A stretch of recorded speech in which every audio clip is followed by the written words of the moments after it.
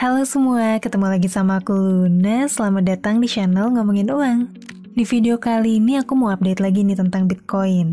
Jadi buat kamu yang masih hold Bitcoin atau justru baru mau mulai beli, pastiin tonton sampai selesai ya. Buat kamu yang sering nontonin pembahasan Ngomu tentang Bitcoin, aku mau ucapin selamat nih. Karena selama 2 tahun terakhir ini, channel Ngomongin Uang selalu konsisten rekomendasiin buat nyicil beli Bitcoin dari waktu ke waktu. Dan selain bikin konten, tim Ngomo sendiri udah sering ya share portofolio Bitcoin kita yang dicicil dari harganya tuh masih 250 jutaan dan terus beli Bitcoin sampai harganya 1 miliar. Tapi sekarang menjelang akhir tahun 2025, aku harus jujur, Bitcoin udah semakin mendekati titik puncaknya. Yang artinya fase kenaikan harga yang terjadi selama 2,5 tahun terakhir ini kemungkinan udah hampir selesai. Dan setelah fase ini, kemungkinan besar bakal datang nih masa koreksi panjang. Sama kayak yang terjadi di siklus-siklus sebelumnya. Jadi di video kali ini aku bakalan bahas tanda-tanda apa aja yang biasanya muncul dan nunjukin Bitcoin udah mencapai zona harga puncak. Sebelum Bitcoin ini mulai masuk ke fase koreksi panjang. Tujuannya supaya kamu tuh bisa take profit di momentum harga yang optimal. Gak panik dan jual terlalu cepet, tapi juga nggak kelamaan sampai harganya keburu jatuh. Dan buat kamu yang belum sempat beli Bitcoin, video ini juga penting. Supaya kamu tuh nggak beli Bitcoin di harga pucuk, dan uang kamu jadinya nyangkut selama beberapa tahun. Sebelum aku bahas tanda-tandanya, aku mau review dikit dulu nih, pola pergerakan harga Bitcoin. Coba kita lihat pola harga Bitcoin selama beberapa tahun terakhir ini. Kalau kita lihat dari perspektif 15 tahun terakhir, harga Bitcoin ini kelihatannya emang naik terus. Tapi yang perlu kita perhatiin adalah sebenarnya Bitcoin bergerak dalam pola siklus yang terus berulang.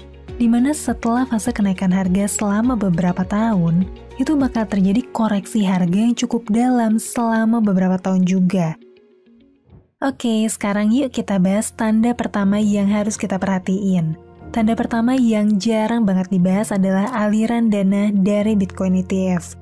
Buat kamu yang belum tahu, Bitcoin ETF itu adalah gerbang buat uang institusi raksasa untuk keluar masuk pasar Bitcoin. Di sini yang beli bukan orang biasa kayak kita, tapi perusahaan investasi besar kayak BlackRock, Fidelity, atau bank-bank raksasa di Amerika dengan dana miliaran dolar. Nah, grafiknya bisa kamu lihat di website CoinGlass. Bentuknya kayak gini. Warna hijau nunjukin volume pembelian Bitcoin ETF dari institusi besar.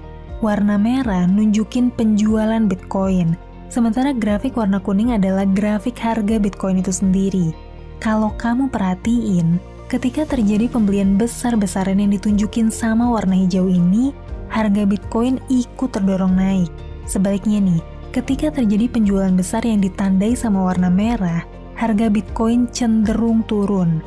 Dan di siklus kali ini, aku ngelihat grafik aliran dana raksasa dari Bitcoin ETF ini bakal jadi pertanda yang akurat buat nunjukin siklus harga Bitcoin udah selesai. Kamu perhatiin aja deh, kalau volume outflow garis merah ini keluar terus berturut-turut dan panjang ke bawah, artinya kemungkinan besar harga Bitcoin bakal merosot terus, dan itu adalah waktu yang tepat buat kamu mulai take profit secara bertahap. Sekarang kita lanjut bahas tanda yang kedua. Investor lama Bitcoin mulai jualan. Investor jangka panjang atau yang biasa disebut long term holder Bitcoin adalah mereka yang nyimpan Bitcoinnya selama lebih dari 6 bulan atau bahkan selama bertahun-tahun. Mereka ini bukan trader harian yang panik jual beli. Mereka adalah tipe investor sabar, berpengalaman, yang biasanya cuma bakal bergerak kalau udah yakin banget. Nah, kamu bisa nih ngeliat pola jual beli para long term holder ini di website CoinGlass. Tampilannya kayak gini. Grafik hijau ini nunjukin jumlah Bitcoin yang mereka hold. Jadi ketika grafiknya naik, artinya jumlah Bitcoin yang di hold bertambah. Dan sebaliknya ketika grafiknya turun, artinya mereka mulai aktif jualan dan udah nggak hold Bitcoin lagi. Sementara garis kuning ini adalah pergerakan harga Bitcoin itu sendiri. Sekarang coba deh kamu perhatiin. Begitu grafik hijau ini turun di tahun 2017 dan tahun 2021, ternyata benar, itu adalah momentum puncak harga Bitcoin pada siklus sebelumnya. Indikator ini emang jarang dibahas, tapi ingat, Ketika investor-investor yang paling sabar ini mulai jualan, itu adalah pertanda kuat kalau harga Bitcoin udah mencapai zona harga puncak dan kamu juga bisa ikutan take profit bareng sama mereka. Sekarang kita masuk ke tanda yang terakhir, dan ini yang paling gampang dilihat sama semua orang. Namanya adalah moving average atau garis rata-rata harga. Buat harga Bitcoin, salah satu garis moving average yang akurat banget itu adalah garis MA 365 hari di grafik ini. Kamu bisa lihat nih, garis MA 365 ini selalu jadi garis support ketika harga Bitcoin turun, di mana harga Bitcoin selalu mantul ke atas pas harganya nyentuh garis MA 365 ini.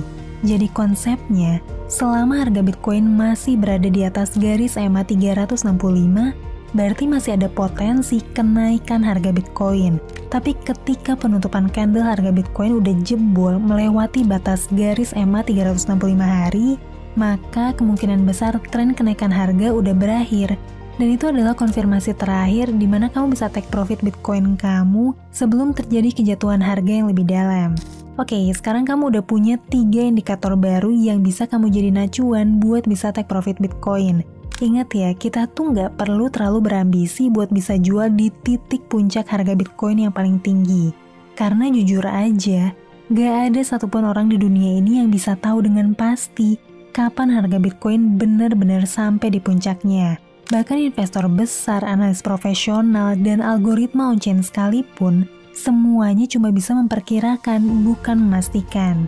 Jadi daripada kamu sibuk nyari harga yang paling atas, kamu fokus aja ke zona harga jual yang ideal, yaitu ketika sebagian besar indikator yang tadi kita bahas udah mulai ngasih tanda pasar udah jenuh. Arus dana ETF mulai keluar, investor lama mulai jualan, dan konfirmasi tren berakhir adalah ketika harga udah nembus garis MA 365.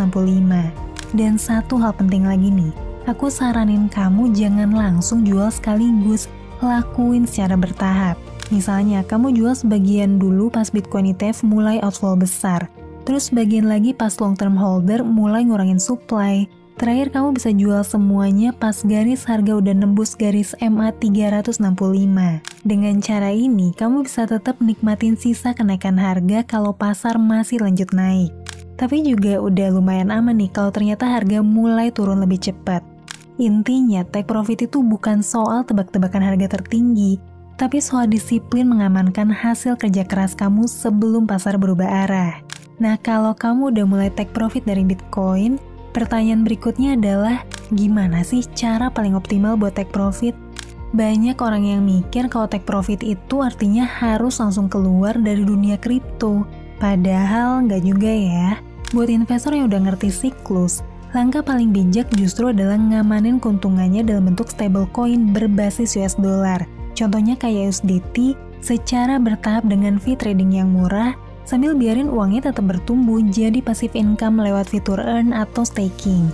Dan sekarang udah banyak banget nih platform yang nawarin fitur passive income dalam USDT.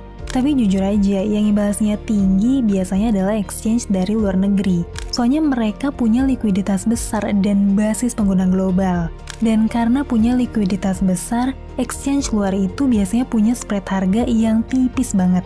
Dan fee tradingnya juga murah banget. Tapi kamu harus ingat, exchange luar itu nggak diawasin sama regulator Indonesia. Jadi kalau kamu mutusin buat pakai exchange luar, pastiin banget kamu milih platform exchange yang punya reputasi kuat, cadangan kasnya transparan, dan track recordnya aman selama bertahun-tahun. Dan salah satu yang menuhin semua kriteria itu menurutku adalah exchange OKX, salah satu exchange kripto terbesar di dunia.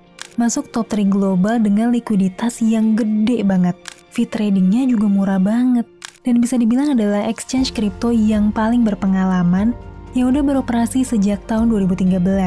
Dan karena udah beroperasi selama 12 tahun, mereka ini punya banyak kantor cabang resmi di banyak negara besar. Bisa dibilang OKX adalah exchange dengan license yang paling lengkap di dunia, yang menjangkau luas di hampir semua benua. Ditambah lagi dari segi teknis, OKX ini selalu konsisten ngebuktiin ketersediaan likuiditasnya dengan mekanisme proof of reserve, yaitu mekanisme transparan buat ngebuktiin kalau exchange emang punya cadangan likuiditas yang cukup buat beroperasi dengan aman. Dan dalam hal ini, OKX rutin ngebuka laporan cadangan kas perusahaan tiap bulan selama 3 tahun berturut-turut. Cadangan aset kripto OKX ini 1:1, atau bahkan lebih banyak nih dari jumlah kripto yang ada di exchange. Nah, buat kamu yang kepikiran buat take profit dengan optimal, kamu bisa nih convert hasil take profit Bitcoin kamu ke stablecoin kayak USDT atau USDC, terus dapetin imbal hasil sampai 10% per tahun lewat fitur Earn. Lumayan banget kan ya? Dimana lagi nih, kamu bisa simpen uang kamu dalam bentuk US dollar, udah gitu dapat bunga sampai 10% per tahun. Dan buat pengguna baru, malah ada promo khusus yang ngasih imbal hasil yang lebih besar lagi. Selain itu ada juga fitur baru namanya Flash Earn di OKX, dimana kalau kita staking token OKB, otomatis kita bakalan dapat imbal hasil token potensial yang baru listing. Kalau misalnya nih kamu nggak percaya sama token barunya, ya nggak apa-apa, kamu bisa langsung convert aja ke USDT buat di-earn, atau convert ke OKB lagi buat maksimalin return dari Flash Earn. Nah itu dia beberapa fitur menarik dan bisa kamu pertimbangin buat kamu pakai setelah kamu take profit di cycle kali ini. Tapi sebelum mutusin di mana kamu mau nyimpen aset kamu, aku mau ngingetin satu hal penting. Selalu hati-hati dalam milih exchange. Soalnya nggak semua exchange bisa diandelin buat nyimpen aset dalam jangka panjang. Ada yang sempat bermasalah, ada juga yang tiba-tiba tutup tanpa kejelasan. Karena itu, aku pribadi lebih nyaman pilih exchange yang udah terbukti kuat bertahun-tahun dan punya reputasi global yang solid. Salah satunya adalah OKX. OKX sendiri udah beroperasi sejak tahun 2013 nih. Artinya udah lebih dari 12 tahun bertahan di industri kripto.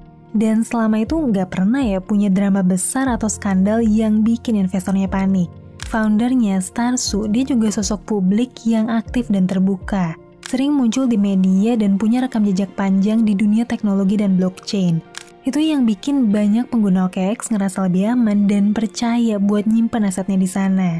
Gak cuma itu aja, buat ngebuktiin keseriusannya, OKX juga jadi sponsor utama beberapa brand global. Mulai dari tim juara dunia F1, McLaren, sampai klub sepak bola Manchester City. Jadi kalau kamu lagi nyari tempat yang aman buat take profit Bitcoin kamu, sekaligus mau ngembangin aset lewat fitur staking atau earn, OKX bisa jadi pilihan ideal. Kamu bisa coba sendiri semua fiturnya lewat link dan kode referral Ngomu yang ada di deskripsi video ini ya. Dan ingat, di dunia kripto, bukan siapa yang paling cepat atau yang paling berani yang menang, tapi siapa yang paling tenang, paling sabar, dan paling siap mengelola hasilnya dengan bijak. Semoga sharing kali ini bermanfaat buat kamu. Sampai ketemu lagi di video selanjutnya. Tetap di channel Ngomongin Uang, karena ngomongin uang gak ada habisnya.